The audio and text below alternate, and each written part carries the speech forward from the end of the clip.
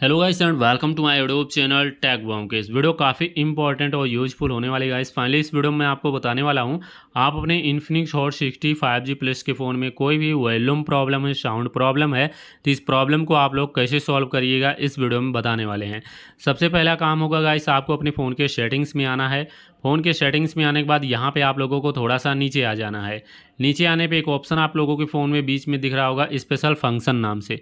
इस ऑप्शन पे क्लिक करना। अगर ये ऑप्शन नहीं है तब भी कोई दिक्कत नहीं, आगे दूसरा तरीका आपको बता रहे हैं।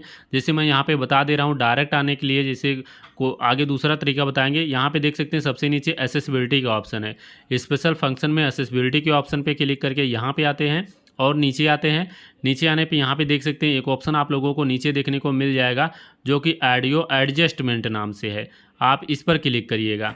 अगर आपके फ़ोन में ये सारे ऑप्शन नहीं है तो कोई दिक्कत नहीं, आपको क्या करना है, आपको सबसे ऊपर यहाँ पे सेटिंग में आना है। सबसे ऊपर सर्च बार मिलेगा सेटिंग में, यहाँ पे सर्च करना है मोनो, MONO। मोनो लिख के सर्च करिएगा। मोनो ऑडियो नाम से ऑप्शन मिल जाएगा, मोनो ऑडियो पे क्लिक करिएगा, इसको ऑन कर दीजिएगा और कोई आप अपने फ़ोन में म्यूजिक चला लीजिएगा।